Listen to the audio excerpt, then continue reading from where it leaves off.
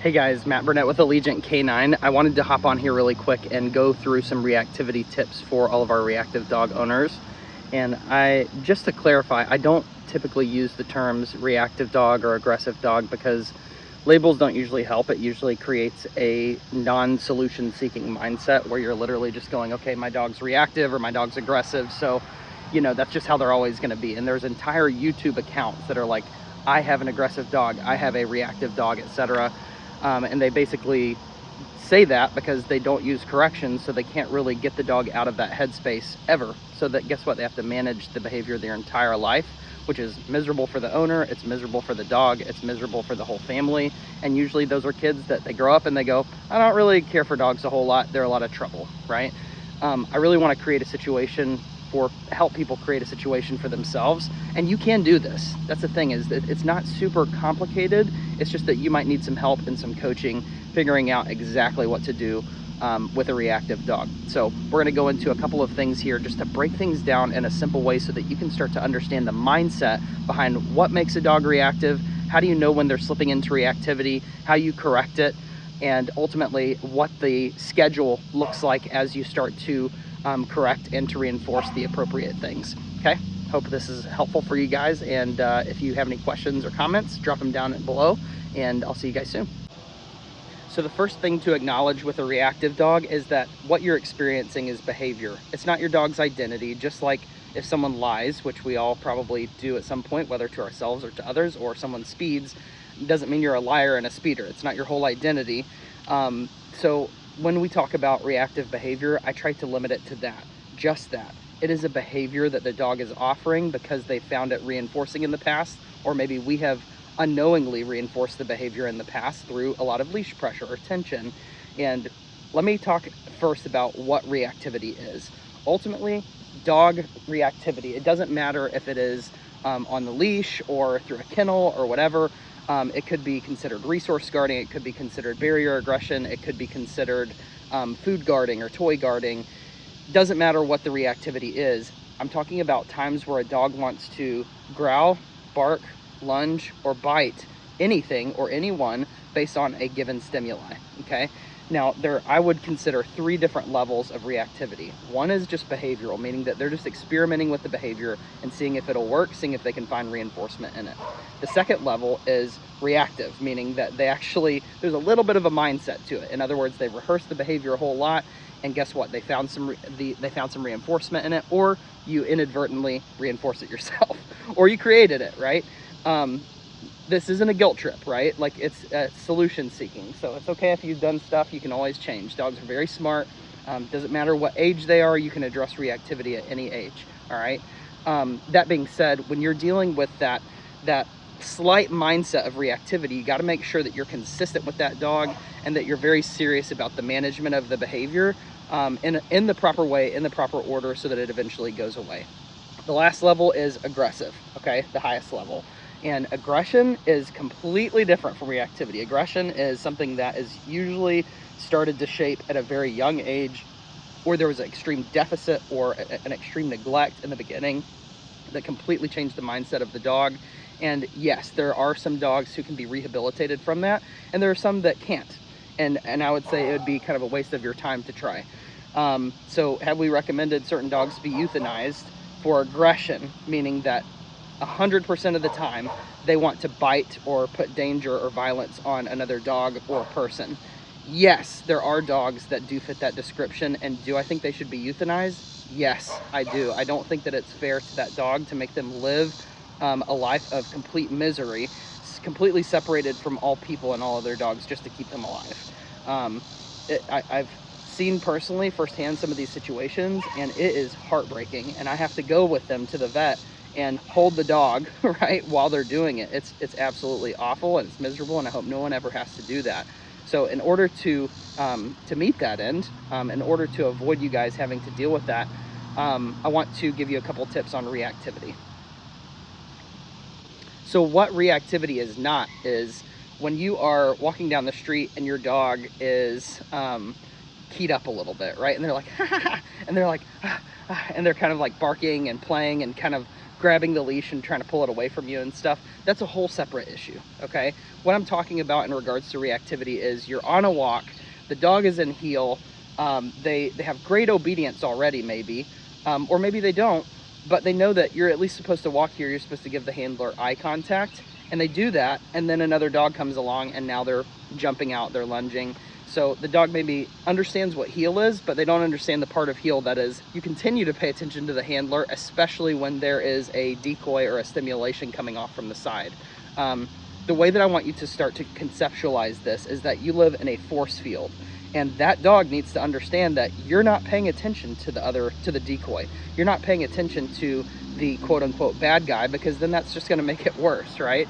So if you think about protection training, I would encourage you to go on and to watch some really good quality protection trainers and look at a couple of the different elements that actually make the explosive lunging and barking and biting a lot worse. One of those things, and probably the biggest one out there, is tension on the leash, okay? If you have tension on the leash, that reactivity is going to explode. It's going to escalate. It's going to increase the arousal to the point where the dog is going to have a really tough time to avoid that behavior, okay?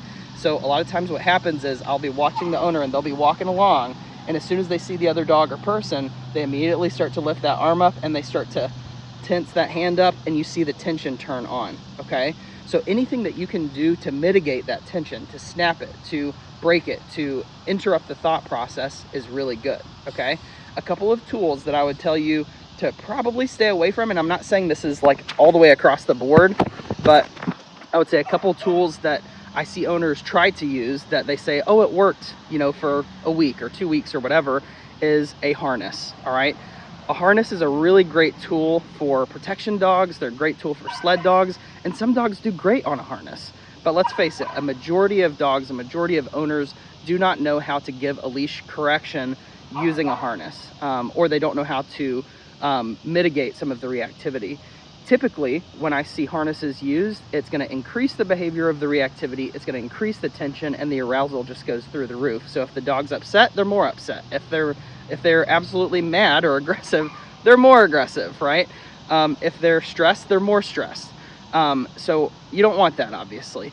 Once a dog acclimates to a tool, they usually start to get a little bit more comfortable, and you might notice for the first week the harness will actually start to decrease the amount of pulling that you're seeing, but it's literally just because the dog is uncomfortable doing the behavior that they wanted to do before. So they're uncomfortable pulling, or they're uncomfortable being reactive. As they start to get acclimated to it, they go, this is actually pretty fun. I can actually pull my owner more effectively. I can actually increase the amount of tension, which therefore increases my arousal, and I find reinforcement in that. It's fun, right? If you don't agree with that, look at sled dogs, right? Look at dogs who love to go like bike joring and stuff like that, and protection dogs. They have the best time ever. It's very reinforcing just by doing it. So what we have to do is kind of take the fun out of doing that and replace that fun with something that is handler engaging, meaning that, hey, you can actually get paid a ball, a treat, a toy, a touch, just by checking in with me, right? And ultimately, that is the redirection that I'm looking for anytime that I give a correction for reactivity, okay? So that is what I would avoid as far as tools go. So we talked a little bit about exactly what I wouldn't do when you are encountering a dog, or when you're working with a dog that's reactive. And the key is, how do I eliminate tension? How do I discourage the dog from offering that behavior again, okay? So anytime that we're talking about behavior, we have to talk about the four conditions, okay? It doesn't matter if you are talking about positive reinforcement, where you're adding something to increase a behavior, or a reward, right? It doesn't matter if you're talking about negative reinforcement, you're taking something away to increase a behavior, for example, pressure. Maybe you're talking about adding something to decrease a behavior, which is a correction, and maybe you're talking about negative punishment, where you're taking something away to decrease a behavior. All of those quadrants have to be used at some point in training, or the dog is gonna be limited, all right? And if you have a trainer, you're working with a trainer right now that only uses a limited amount of these quadrants, then you're working with a trainer that is not gonna be able to help you long-term to mitigate not only the behavior itself, but also the effects of that behavior in your life, all right? So if you accept that you are able to actually give a dog a correction, which is kind of important in this whole process, otherwise you're managing the behavior your whole life, and you're really just appeasing the dog. What usually happens is they'll tell you to just move away from the other dog.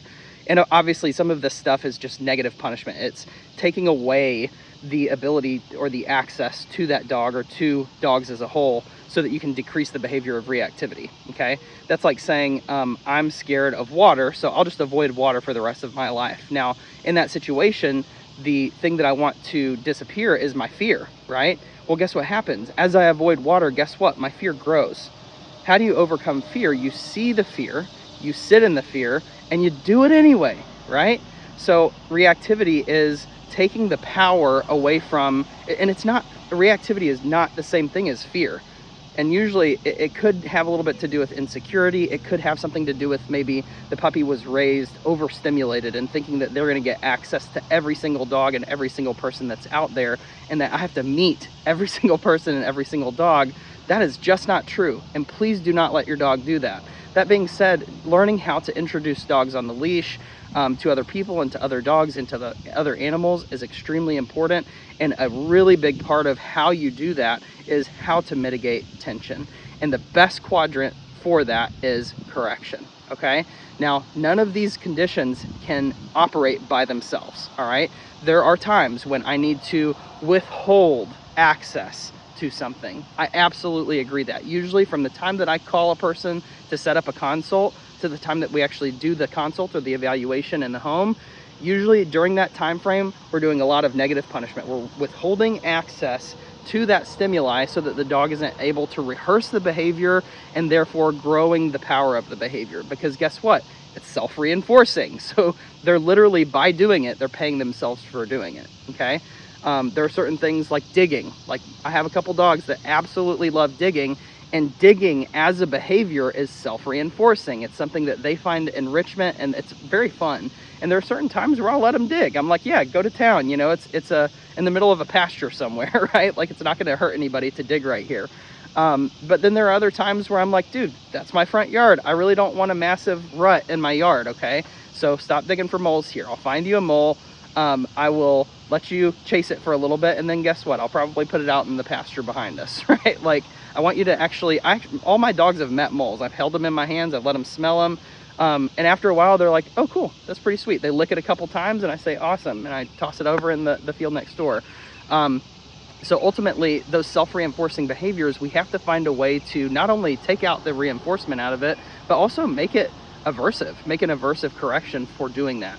So it doesn't matter if you're using a prong collar or a slip lead or an e-collar or even just a flat buckle collar and a leash, right? It has to be an interruption in thought process that mitigates the tension so that you don't escalate the behavior, all right? So as you're dealing with this mindset of how do I address the reactivity, I just wanted to put everything in that frame so that we can start off on the right foot. If you don't think that there's a correction necessary, then you're already starting off on the wrong foot, okay? Now, that being said, once the dog chooses the redirection on their own, then I'll actually pay him for it for a little bit, maybe 3-4 times, and then after that I stop. So there's different seasons that you go through where, okay, and it could be a matter of minutes that a dog goes through these phases. So what I'm gonna do for you is I'm gonna break down the phases of reactivity and de-escalation, and I'm gonna break down for you the process of how you actually do that. So once a dog realizes that there's a correction possible, obedience becomes probable. If a correction is possible from anywhere, obedience is probable everywhere. So that gives me you should take with that the mindset that if you're going to use a correction, then the dog will be more likely to go, I don't really want to do that behavior. And for a time, that's okay, right? So in a sense, just putting the tool on the dog after they've acclimated, that will probably limit the behavior in and of itself. It's not the solution though. You still have to hit that decreasing by adding the correction. You still got to hit that quadrant. You absolutely have to. All right. So anytime that I'm talking about trying to limit a behavior, I can limit that by removing access, or I can do that by making the behavior uncomfortable or unbearable or aversive, right? So when it comes down to leash reactivity, once a dog goes, okay, I got a correction for that, and it was a good correction, they go through 5 phases, all right? The first phase is you're walking down the street, and this could be for a leash reactivity, this could be for resource guarding. This could honestly apply to a lot of misbehaviors anything that that involves growling, barking, lunging, biting, attacking, any of that stuff, okay? So the first phase that they go through after that first correction is avoidance, all right? Not of you, which is also another thing. They want to turn off the activity by just saying, I'll just hide under your legs or something. I'll just turn off the exercise by just laying here in the grass. I'm talking about they see the stimuli and they go, shit, I got a correction for that last time. I'm actually gonna move over onto the other side of you, okay? So you're walking along, you go, nope, pop, and you give a leash pop, and the dog goes, oh, I'm gonna go over here on the other side of you so that I don't get that temptation. And that's good. That means that the dog actually understands that they want to decrease the likelihood of them doing the behavior again, and they're starting to know themselves a little bit and go, I will do this again if I'm on this side of you, okay? So that's phase one, is avoidance. They actually physically move away from whatever the decoy or the target is, okay? Phase two is aversion. That means you go, walking along, here's a dog, here's a person. They start to see the person, you say, nope, pop, and they go, okay, I can stay on the same side of you. Physically, I'm right here on the right-hand side still, but I'm looking away. I'm saying, I don't mean any trouble. I don't want any trouble here. So that's called aversion. They avert their eyes. They're looking the other way. They don't have to physically move over to the left side or the opposite side, whichever you're talking about, but they do need to avert their eyes, okay? Phase three is tolerance, all right? That's probably my favorite one just because it's really funny to watch, but you see the person, you see the other dog, and first of all, you stay calm, right? That's the first C. You continue walking, that's the second C. And the last one is you correct the misbehavior. So stay calm, continue walking, correct the misbehavior, all right? And the phase that you're gonna correct that in is in the loading phase. So the dog can look at the other dog, then they start loading, and then the last step is they'll lunge, okay? So looking, loading, lunging. So I don't want the dog to do that, right? So if I correct it in loading phase, before we get to the behavior, I'm more likely to decrease the reoccurrence of that behavior again, all right? I also don't want my dog to think that it's bad to look at another dog. There's nothing wrong with that. So typically tolerance, which is that third step of de-escalation, is as you're walking along there and the dog sees the other dog, you go, nope, give a little boop, give a little correction, and the dog kind of goes, and they're like, okay, all right, I'm surviving. I can kind of touch my eyes on them. Okay, all right, everything's good, right? They're breathing through it, okay? Tolerance is a really, really important phase because it leads to the next phase perfectly, which is them being able to just go, oh, hey, there's another dog, there's another person, not a big deal. Maybe I'm still a little anxious or keyed up inside that next phase of acceptance, which is number 4, but it's starting to get better, right? So after they, okay, Daddy, is everything okay? Yes, everything's fine. Okay, awesome. All right, here we go. And meanwhile, as the handler, I'm just gonna keep moving forward. I'm not gonna pay any attention to that because as far as they're concerned, this force field that is around us, I'm gonna protect them. I'm gonna advocate for them, which means that if another dog comes up, guess what? The dog's gonna get a Doc Martin right to the chest or right to the face. Like, they're gonna get it, right? I'm gonna at least put my body between them. I haven't had this happen a whole lot, but I've heard of clients that they get kind of charged by another dog, whether it's a friendly dog or a not so friendly dog, and they're like, what do I do? I'm like, well, the last thing that you want to do is let your dog advocate for themselves, which is going to cause a dog fight, and you're probably going to end up with the other dog getting their ear ripped off, which happened to one of my clients. A super friendly dog, really great dog, tripod, amazing, I love Scotty, but another dog charged at him and he ripped his ear off, right? So honestly, like, I could see why he would do that, because he's being put in a fight or flight situation where he can't flee, right? So if he can't flee, he's either gonna freeze or he's gonna let it happen. He's gonna fight, he's gonna lean into that, all right? So once he's in that phase of tolerance, he has the ability to slip into that phase 4 of acceptance. And that's being able to just go, okay, cool, there's another dog, there's another person, that's part of life, okay? That is the recipe behind predictability and peace in your dog, is a little bit of structure on one hand, meaning there's a way that we do things, right? From the time that we wake up and let you out of your crate, to leaving the door, to giving you a break to go out in the grass and go pee and do whatever you got to do, to getting in the car, to going out to the park. to walking in heeled, there's a certain structure and a protocol and an expectation behind how we do things. That's structure. On the other hand, you have to have exposure, all right? You can't just do structure, structure, structure all the time. You actually have to take that out into the world and put that to use. When you have both of those things, you're rowing forward, right? I think about it as 2 oars in the water, right? If you have just a lot of exposure, or excuse me, a lot of structure, you're gonna have a dog that's highly behaved, very well behaved, until life happens, right?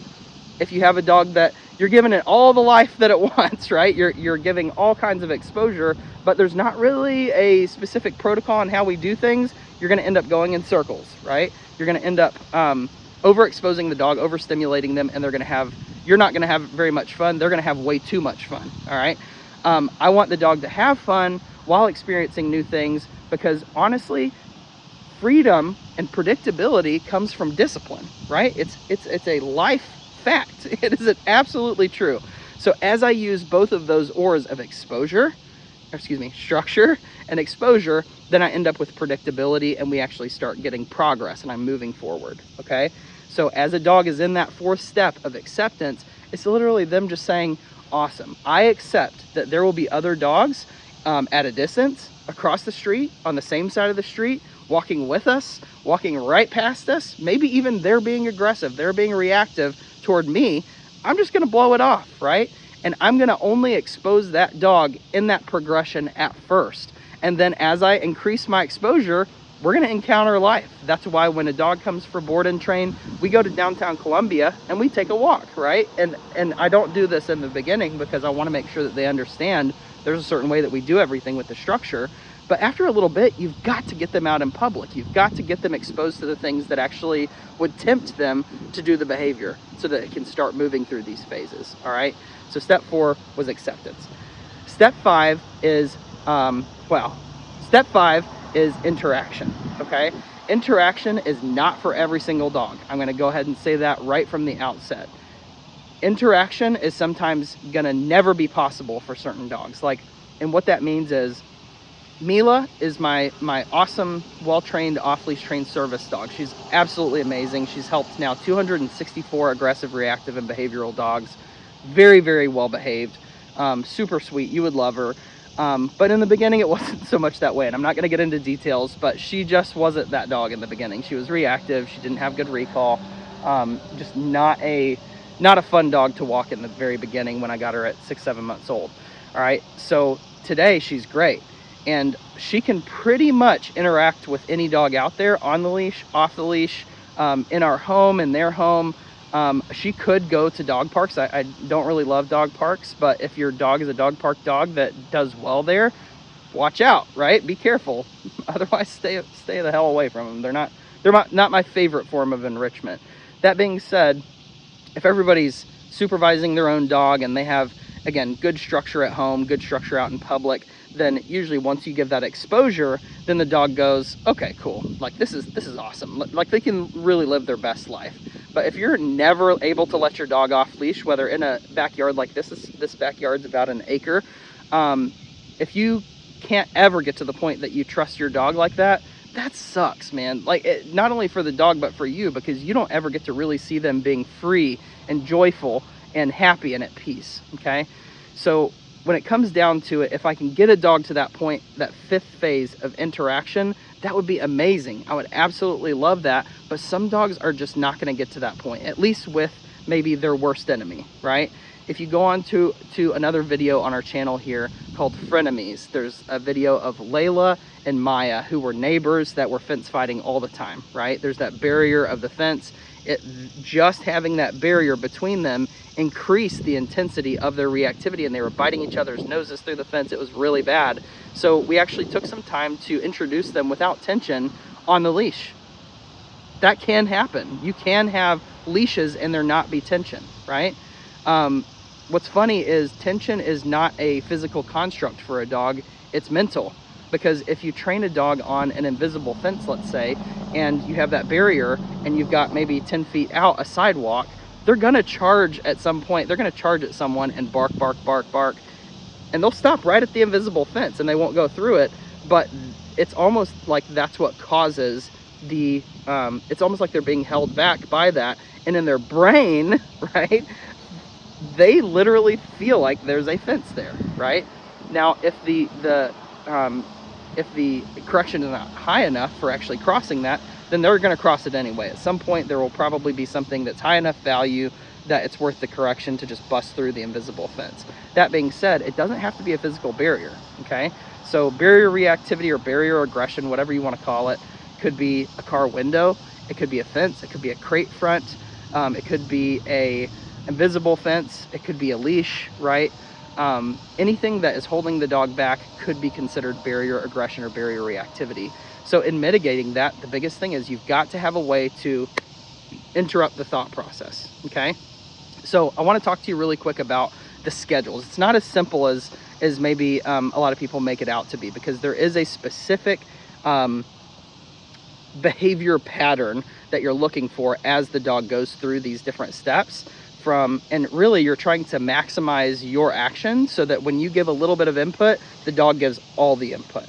So ultimately, if I have a dog that is, let's say, leash reactive, in the beginning, I'm going to have probably a lot of input on my part, and our input is going to be about equal. I'm going to be tit for tat with activity with the dog. Eventually, I want to just be able to look at the dog and then go, boom, here's my level of input up here. Okay, so literally I go like that, and they go, oh shit, right? Like I better behave myself.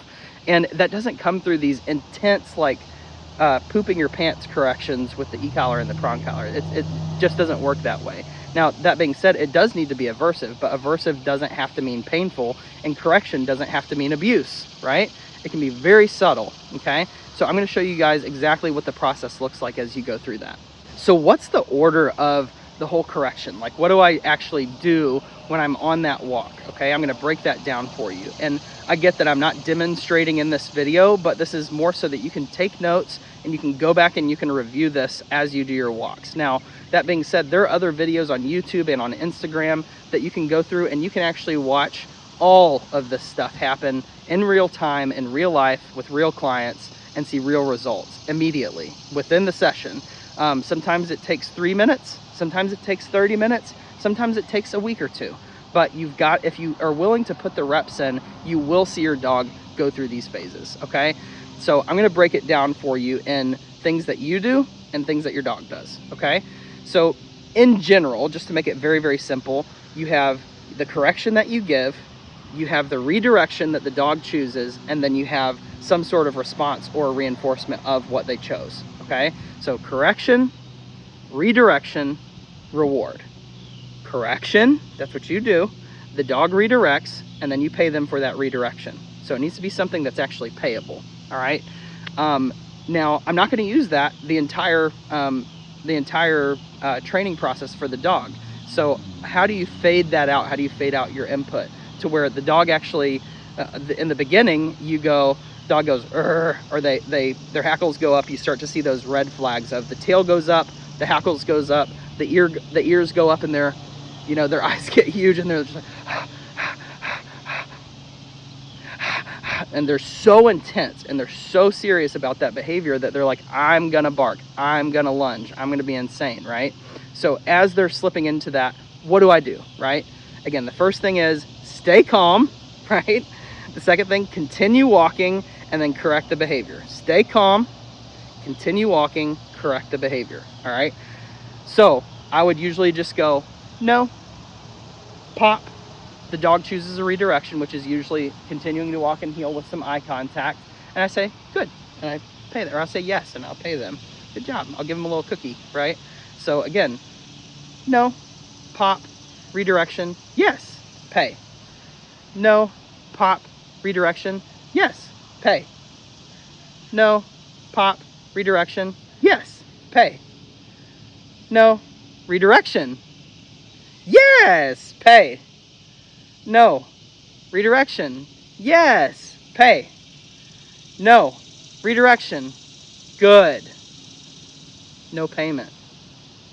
No, redirection, good. Look at the dog, redirect, nothing. They see the stimuli, I look at them, they look at me, They offer that redirection. Good. That's what you're supposed to fucking do, right? So I really, what that does is through that schedule, and I would recommend that you go back and watch that.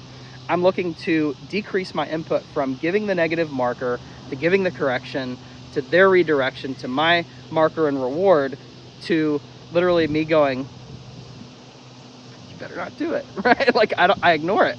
I don't actively anticipate the bad stuff happening. I'm just ready if it's about to, right? So I want it to get to the point where the dog sees the other dog and they're like, oh, and then they go, hi, Dad. And I'm like, yes, that's so good. And I pay them like crazy. And then eventually I just go, good fucking job. You're amazing. You're a smart dog. And every dog that we've worked with reactivity, I would say is capable of understanding this and doing this. And they have. So the key is, it's not this magical thing that you need a dog trainer for. You don't need someone else to do it. You actually have to do it. You have to. If I come and do it, that's great, but it's really just to demonstrate what can be done with your dog and to show you what's possible, and then you have to do it, all right? You have to put the reps in, because if you don't, your dog is not gonna have the muscle memory and the association with, okay, I can't do this with my mom and dad, right? So you're gonna have an issue where I leave, and guess what? The dog's an asshole as soon as I leave, all right? So you've gotta put the reps in with this, all right? Again, as you're going on your walk, or and again, it could be for anything. I have a dog right now that she's super sweet. I'm not going to say her name, but I'm going to send this video to her mom after this. She knows why I'm making this. Who is guarding the doorway to their house, right? She's had a lot of surgeries over the last couple of years. We've had some trouble getting together, but I wanted to make this for her just to kind of break everything down and to help her understand at least the mindset and the framework behind how you correct this stuff, okay? And how you decrease the behavior overall. So what she's doing is she's standing by the door and she's guarding the doorway. So when the other dogs come in, she's going after them. So she said to me, there are red flags, but it happens really fast. And I said, you're exactly right. It usually happens in the course of about 3 seconds. And again, it goes from looking to loading to lunging very fast. It escalates very quickly. So in that looking phase, you pretty much know that she's gonna do something. So at the very first sign of that tail going up, or the hackles going up, or the ears going up, or the intense growling, or the leaning forward, that's when you wanna give that correction. Because she's basically saying, what do I need to do about this situation? And your answer is, fuck all. Nothing at all. You do not need to do a single damn thing about the situation, because it is not your job. It's my job, okay? I'm the boss, I'm the leader, I'm the alpha, right? I'm actually a human, I'm not a dog, right? But I'm gonna show you what you need to do, and that is, you don't need to do anything. You can go piss off, you know, like go play with a ball or something. That can actually be the redirection. The redirection can be sitting there and giving me eye contact. It could be, I'm gonna go pick up a toy and just kind of, you know, play around, you know, play with the toy over here. And I've seen dogs do that. It could be going to your placemat, right? And laying on a bone, or laying and chewing on a bone. But you need to choose it, and you need to do it fast, all right? And what happens is, as you go through this process of correction, redirection, reward, correction, redirection, reward, opportunity appears, the dog redirects, I pay it like crazy. Opportunity appears, the dog redirects, I say, good job, that's what you're supposed to do. As we go through that phase, then what happens is it takes all of the wind out of their sails, and they just go, it's not worth it, right? I'm just gonna give up on the behavior, because I'll either make it very aversive for them to do it again, or I just completely take the fun out of it altogether, and they go, all right. And I'll be honest, for me at least, dogs stop being reactive after about 15 minutes, right? But that doesn't mean shit, right? Like, if you can't do it, and if you don't do it, then it's not gonna work for you long term. So that's my advice, is do more of it correctly. Go back and watch this video again if you need to. Please ask me comments and stuff. I would love for you guys to drop some comments below and to get some clarification on some stuff. I'm gonna try to put some of these acronyms and alliteratives into the description so that you can go back and review that. There are videos on Instagram and YouTube that are literally hour-long videos on what this looks like in real life, and where you put the tools and where they go and all of that stuff. The absolute most important thing is the correction, okay? If there's one thing that I will tell clients, is you've got to correct the misbehavior. That's already gonna start taking some of that out, all right? You can only run and hide so much from these stimulations and from these decoys per se, you can't really live a life of just avoidance all the time and appeasement and pacification. Like, you just can't, or you shouldn't, I would say. If there's something in your life or your dog's life that is less than amazing, attack it like a fucking beast. All right, I'm telling you, you will not regret it. Okay, so as you face reactivity and aggression, you are not alone. There are some really great support systems for this stuff. I have an access page on my Facebook for this, but ultimately what it comes down to is be willing to correct the behavior and make it aversive. Doesn't have to be painful. Make it aversive and don't allow the dog to lean into the behavior, and you just keep on moving. You take the wind out of their sails, you make it less fun, and the dog will stop offering the reactivity. I've had clients that it took them 15 lessons to get to a good spot with the dog, and I don't do just like, okay, we fix the reactivity and then we're good to go. If I take on a client, it's from start to finish. We start with free shaping, then we move to assisted shaping, and we move to assisted shaping with leash pressure, and then leash pressure by itself, and then leash correction, and then e-collar conditioning, and e-collar acclimation first, and then conditioning, and then e-collar combinations, and then e-collar corrective, and then e-collar continuing education. And guess what? In those lessons, that can last literally 5 lessons, or it can go 15, right? The biggest difference maker is how many reps do you put in when the trainer's not there, all right?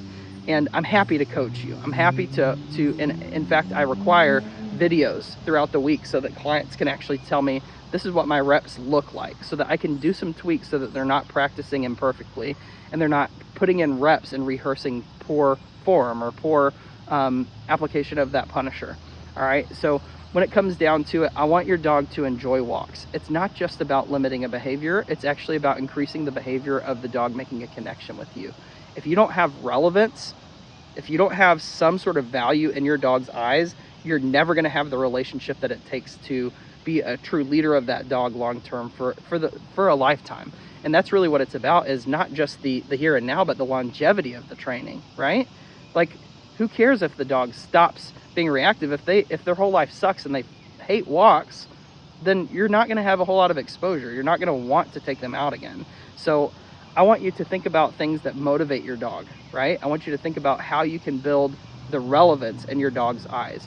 The first place that I would go, and I'll say, if there's stuff that we do, this is all great. This whole framework, it works. I know that. Over the last several years, we've even gotten more fine-tuned on exactly how to do all this stuff, but here's the deal. If you don't start from the beginning and start to build relevance with your dog and relationship with your dog and respect with your dog and a nice clean redirection, then you're screwed. I'm telling you right now, if you don't go back and start to build with free shaping and then start to use a little pressure and do some structured walking to build some relationship and do some special games so that you can do some respect work, and then to do some stimulation out in public where you're actually building some redirection, then you're screwed. I'm telling you right now, you've got to build it from scratch. Okay, so there are clients that's taken 5 lessons, there are clients that's taken 15 plus lessons, and I finally tell them, listen, you're done. You don't need me anymore. I'm happy to coach you, but you need to just go out and do it, and you need to put reps in, and guess what? They're doing awesome, right? Like, it's so funny because usually the human side is something that we don't think about a whole lot, but there's a psychological kind of PTSD effect to having a dog with reactivity, and I totally acknowledge that. I totally understand that, and I'm here with you, okay? I know that it is stressful. I know that it's embarrassing.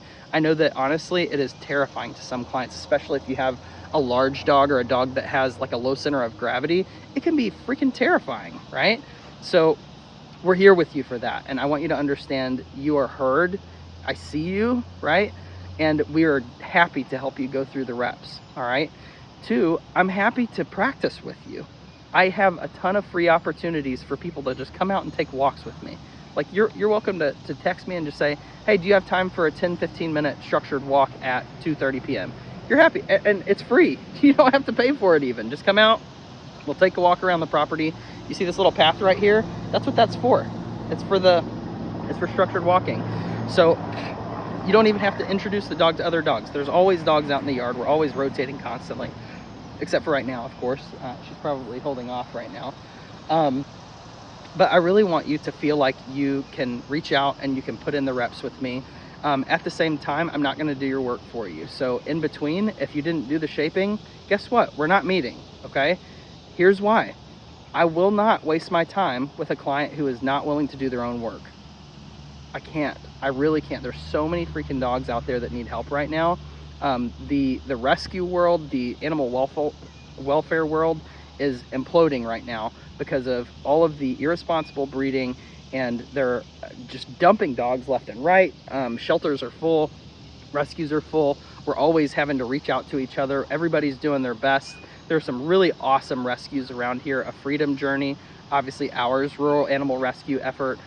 Snooty Giggles and Big Fluffy Dog and Wags and Walks and Russell Rescue and Better Together Dog Rescue, Who Let the Dogs Out. There's probably I'm so sorry if I forgot somebody, but they're all of the municipal shelters, Murray County, Williamson County, NHA, MAC, like Mount Juliet, PAWS. There's so many freaking rescues and shelters right now that the workers are stressed, the animals are stressed because they're so full. And guess what? A lot of it comes from this. It starts here. If you are proactive and train your dog and start to change the trajectory of how their brain works and how they're willing to work for you and with you, and that they're part of the learning process, then you're not going to end up rehoming them, right? And I hate that word. I hate it. I absolutely hate it, because rehoming to me, and sometimes it's appropriate, right? Like, I'm not here to guilt anybody, but sometimes to me it feels like quitting, and quitting is very shitty to me. I hate that word. I don't like to quit anything. But the best way to quit on your dog is to not train them, because as soon as the dog comes into your household, you're training them, whether you like it or not. It's the slight edge working with you or against you. You're either training them for good or you're training them for mediocrity and ultimately anxiety, reactivity, separation anxiety, and you're gonna end up suffering very extremely because of that. All right. So when you first get a dog, the best thing that you can do is set a solid foundation by starting with some really nice shaping to build relevance, some really nice structured walking to build relationship, some really nice special games to build the respect, and then ultimately some stimulation out in public to build that redirection, right? So you want the dog to actually offer the redirection freely, and not for you to be luring them away with food and all of that kind of stuff. Redirection is used constantly as a word of, this is what you should do with a reactive dog. No, you should correct. That is the first thing, right? You have to correct it. The dog chooses the fucking redirection. They choose it, and then you pay them for it. It's absolutely the most powerful thing on the planet in relation to this topic. Again, go back, watch this video. I'll put all the alliteratives and the acronyms and stuff in the training. But my absolute biggest passion is educating the everyday dog owner on some very simple steps that you can go through. And you may go back and say, this was a lot, right? This is too much to fit all in one video. But I wanted to put something out there to just at least provide a framework that someone could go study, all right? If you guys have any questions, obviously feel free to reach out to us. You're welcome to even text me. I probably shouldn't say that, but our number's on the website, and that's my cell phone number. So you're welcome to text me. I'll probably ask you to fill out a training questionnaire, so maybe start there first. It's allegiantcanine.com, and you just click on the link that says training questionnaire. It's right there on the front page. Fill it out in detail, please. Don't leave stuff out, all right? Be nice and detailed. Tell me as much as you possibly can, as much as you think would be helpful, and then I'll call you. We'll book a consult. If you're an interstate or international client, then we'll obviously do virtual training through Zoom calls, which does come obviously at a discount. If you're local to us, we're going to be doing a free in-home consultation. If you're 25 miles plus away, then I will charge mileage for that, but I'm happy to do it still, okay? I may start with virtual, and then we'll end up meeting in public, or you're welcome to come here, okay? But if you guys have any questions, please reach out to us. Best way to get in touch with me is filling out a training questionnaire. So don't call me and leave a super long voicemail. I'm going to immediately delete it, right? I just don't have time for that. Or if I get the long voicemail, I'll text you the link to the training questionnaire. Don't be offended, right? But when it comes down to it, if you're going to work with us, I want you to understand we're helping a lot of dogs right now. There's a lot of dogs that need help. And it's not a personal thing. I'm not trying to be a dick. It's not an ego thing at all. it's really, for me, it's all about the dogs, and I'm going to do what's best for the dog first, even if that means that you're not the right client for me, right? Like if you are not willing to put in the reps, then anything that I say or do to and with that dog is going to be fleeting, because they're not going to have the longevity of training. Okay. I love you guys, and if you're watching this video and if you've lasted this long listening to me ramble, then you obviously are willing to do pretty much anything for your dog. So anyway, I really care about you guys, and I just wanted to say, like, I really love this, and I think that you probably could tell that by now, but I really enjoy it. My whole life is dogs and rescue, and I live at an animal rescue. It's right here behind me. We have a lot of dogs on the property, and you notice it's pretty quiet out here, right? They're not barking all the time. It's not a stressful environment. We try to keep everything super calm and chill. And honestly, if there's one thing that I do every single day to make sure that everything is going to continue to go well, it's that I'm going to actually put in the reps with my dog. I'm gonna take them on structured walks. I'm gonna do some special games. I'm gonna obviously do some shaping with them. But I really want you guys to understand, it does not happen by accident. It does not happen. You can't wing this. You absolutely cannot wing this. Relationship and relevance and respect and redirection, those all take work. But I would say 15 minutes twice a day probably will accomplish anything that you would want to do. 15 minutes twice a day. That's not a huge thing to ask, okay? Now, we do more than that when we do private lessons and board and train, obviously, but you don't have to, right? It's an everyday lifestyle change, and as soon as you start to make the change, you're going to start to see a difference, okay? Again, love you guys, and thank you for watching our videos. Please follow us, subscribe to us, like this video, comment.